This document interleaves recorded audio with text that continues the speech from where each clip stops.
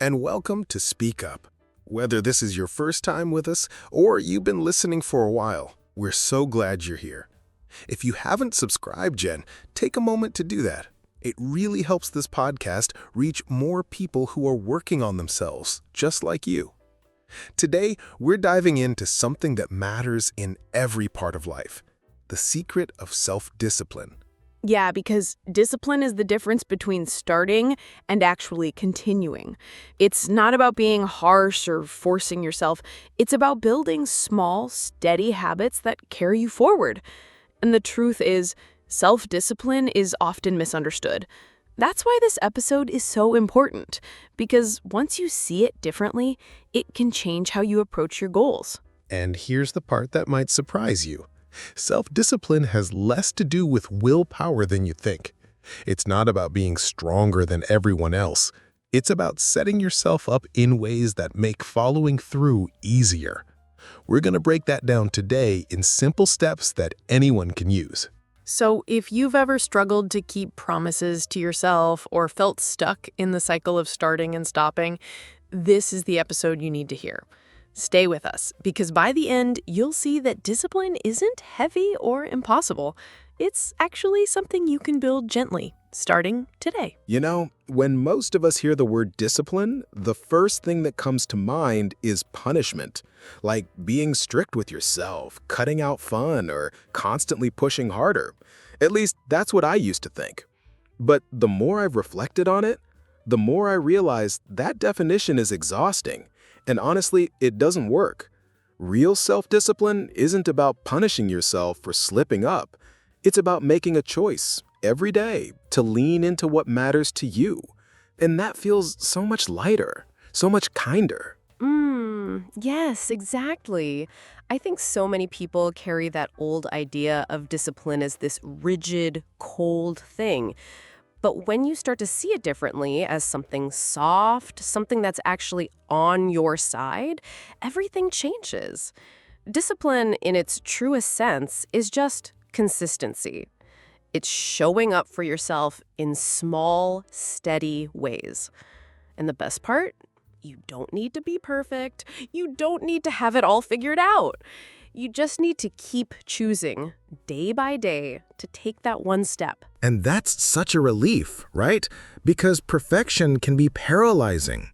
If you're constantly worried about doing things flawlessly, you end up doing nothing at all. But if you shift your perspective and say, okay, I don't have to be perfect, I just need to keep moving forward, suddenly it feels doable. That's the heart of discipline for me. It's not this heavy burden. It's a quiet, steady rhythm, a rhythm that keeps you going even when motivation fades. Yeah, and it's funny because when you take the pressure off, discipline actually becomes easier. Think about it. If you believe discipline means you can never fail, you're setting yourself up for disappointment. But if you see discipline as simply returning, coming back again and again, even after a slip, then it becomes something sustainable. It's not about restriction. It's about freedom. The freedom of knowing you can trust yourself to keep showing up no matter what. And I love that word, freedom. Because when you practice discipline in this gentler way, it actually gives you more space, more energy. You're no longer fighting against yourself. You're aligning with yourself. And that's such a powerful shift. You don't need to be the toughest person in the room. You just need to be the one who doesn't quit after the first stumble. That's discipline. Quiet persistence, not loud perfection. And that's something worth holding on to. If you're listening right now, maybe you've been carrying that heavy picture of discipline, thinking it's all about sacrifice and strictness. But what if you let that go? What if discipline could feel like choosing yourself every day in a way that's kind and realistic? That's what we mean by redefining it. It's not a punishment. It's a gift you give to your future self, one step at a time. You know, I've noticed something. People often think they struggle with discipline because they're lazy. But in reality, it's usually not laziness at all. It's guilt, it's fear, it's that heavy voice in your head saying, "You failed before, so why try again?" And that's exhausting. When I've been in that place, I didn't need more control or stricter rules. I needed to forgive myself for stumbling, because carrying all that guilt makes it almost impossible to take the next step. Yes, I really feel that. It's so easy to confuse self-discipline with self-criticism. We think beating ourselves up will push us forward, but really it holds us back. I've had days where procrastination wasn't about being lazy. It was about being scared I wouldn't do it well enough, so I didn't start at all. That weight can feel heavier than the task itself. And that's why compassion becomes so important. Without it, discipline just feels like a punishment you keep giving yourself. Exactly. And the truth is, discipline doesn't crumble because of a lack of effort. It crumbles under the pressure of perfection. When you're constantly criticizing yourself, every slip feels like proof you can't do it. That's such a heavy burden to carry. But when you look at discipline as returning, just gently coming back after a mistake, it softens the weight. It stops being about control and it becomes about care. Care for the person you are becoming. Yeah, and I think that shift changes everything. Because discipline rooted in self-criticism burns out fast. But discipline rooted in kindness, that lasts. It's like saying to yourself, it's okay, I fell down, but I'll stand back up. That's compassion in action. And it's powerful because it makes discipline sustainable. Instead of draining your energy, it starts to give you energy. It's no longer a fight against yourself. It's support for yourself. And that's where it gets hopeful, right? Because suddenly discipline isn't this scary mountain you have to climb. It's more like walking a path. Sometimes you trip, sometimes you rest, but you keep moving forward. And the more compassion you bring into it, the lighter it feels. Honestly, that's when discipline stops feeling like discipline at all and starts feeling like trust. Trust that you'll keep showing up even when it's hard. I love that. Discipline is trust because at the end of the day, we're not trying to control ourselves into submission. We're trying to build a relationship with ourselves that's strong enough to keep going. And that means releasing the guilt, letting go of the harsh self-talk, and choosing compassion instead. That's the emotional side of discipline people rarely talk about. But it's the side that makes it human and the side that makes it real. You know, I think one of the biggest reasons people give up on discipline is because they start too big. We imagine this perfect version of ourselves who wakes up at 5 a.m., runs 5 miles, finishes a long to-do list, and never misses a step. But that picture is impossible to sustain. What really builds strength isn't giant leaps. It's the tiniest, consistent steps. Just 5 minutes, even 2 minutes, can create momentum. And once you start, it doesn't feel so heavy anymore. Yes, absolutely. I've noticed in my own life that the smaller I start, the more likely I am to keep going. There's something about lowering the pressure that makes action possible. If I tell myself, I only have to do those for a few minutes, I usually end up doing more. But even if I don't, I've still kept the promise to myself.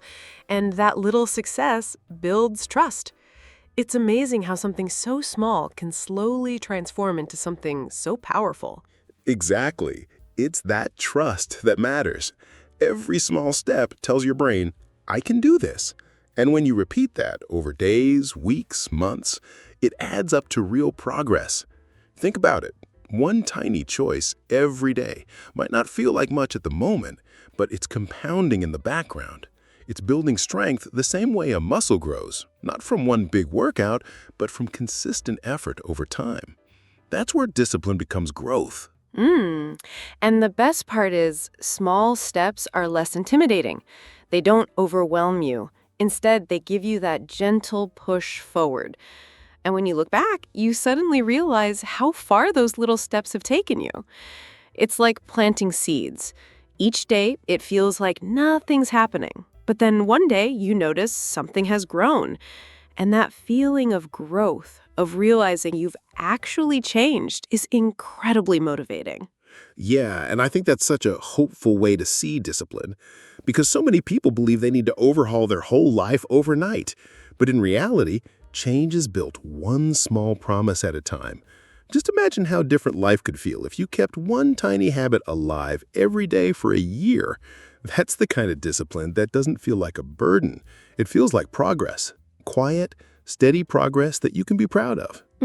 And that's the heart of it.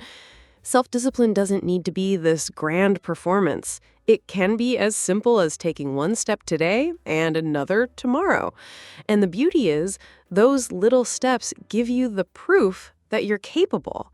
That's what builds confidence. That's what builds strength. And over time, you look back and realize the small things weren't small at all. They were the foundation for everything else. You know, Priya, one thing that surprised me on my own journey was realizing that discipline isn't always about gritting my teeth and pushing harder. Sometimes it's about the little things in my environment that make a big difference. Like if I leave my phone in another room while I'm working, suddenly focus feels 10 times easier. It's not that my willpower grew overnight, it's that the distraction isn't right there. That small change feels like an invisible helper standing beside me. Exactly, Ryan. I had a similar experience with my morning routine. I used to tell myself I'll work out after I wake up, but it rarely happened. Then I started laying out my workout clothes the night before. Such a tiny act, but when I saw those clothes waiting for me, it felt like a gentle nudge. I didn't have to debate with myself. The environment had already set me up. It made discipline less about pressure and more about flow. That's such a powerful example, and it shows how discipline doesn't have to be this heavy burden. Sometimes it's about designing your world so that good choices almost happen by default. I even noticed it with food. If I keep healthy snacks at eye level and tuck the chips away in the back, suddenly I'm reaching for fruit without thinking twice. It's like I don't even give my brain the chance to fight me. The environment does half the work. Yes, and I think listeners can take comfort in that because so many people beat themselves up thinking they lack discipline when really they just haven't adjusted their surroundings. Imagine if every time you walked into your workspace, it felt clear and inviting instead of cluttered and overwhelming. That kind of space speaks to your mind and says you're safe here, you're ready to create. Discipline becomes less about inner force and more about gentle guidance. I love the word you used there, gentle, because I think discipline works best when it feels supportive, not punishing. If we create these small cues around us, like setting a reminder on our calendar, keeping a water bottle by the desk, or even letting a candle to signal it's focus time, we're actually teaching our brain to associate discipline with comfort, even calmness. And that's a huge shift. Absolutely. And maybe that's the hidden truth we don't talk about enough. Discipline doesn't live only inside you, it lives around you too. The world you build can either drain you or carry you. And when you realize that, you stop blaming yourself so harshly.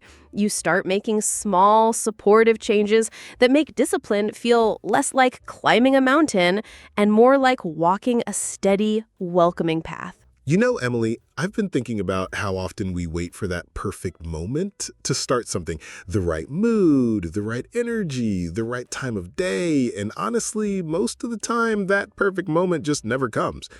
What's helped me is this really simple practice, the 2-minute reset. Instead of saying, I'll start when I'm ready, I tell myself, just do 2 minutes. It feels so small, almost laughable at first, but the relief it brings is real. It's like giving myself permission to begin without the pressure of having to do it all. That's so powerful, Ryan, because I think most of us carry this heavy weight when we fall short. We imagine discipline means grinding it out for hours or being flawless, but 2 minutes? That feels doable.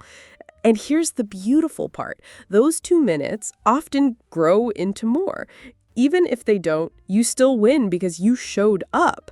I've had days where I couldn't face a long workout, but just lacing up my shoes and moving for 2 minutes lifted this huge cloud off me. It's like telling yourself, hey, I'm still in the game. Exactly. And what's so interesting is that those 2 minutes often act like a switch. You go from feeling stuck in that heavy resistance to realizing, okay, I can actually do this.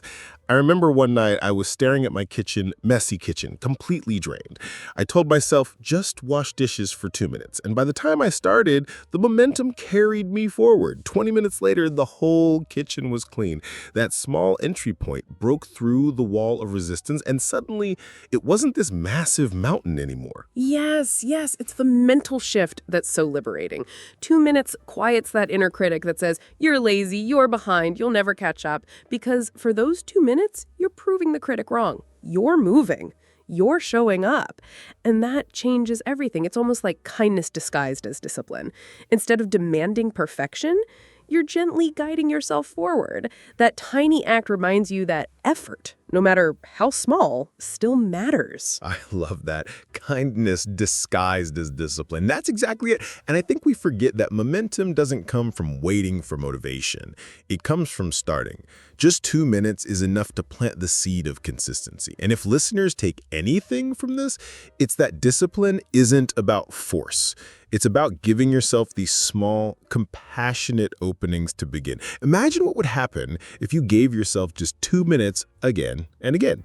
That's such a beautiful invitation to end on. 2 minutes doesn't sound like much, but over weeks, months, years, that's a life being shaped, one tiny choice at a time.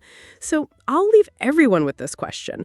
What would change in your life if instead of waiting for the perfect moment, you simply gave yourself 2 minutes again and again? Before we wrap up, I just want to say thank you to everyone who joined us today. We know your time is precious, and our goal has always been to make it worth every minute. Remember, discipline isn't about perfection. It's about compassion, small steps, and gentle shifts in your environment. If even one idea today helps you move forward, then we've done our job. And I'd like to echo that. Thank you for spending your time with us. We truly hope this conversation left you feeling lighter, encouraged, and maybe a little more motivated to take that next small step. We'll be here cheering you on every time you choose progress over perfection. Take care, and until next time, keep moving forward with kindness towards yourself.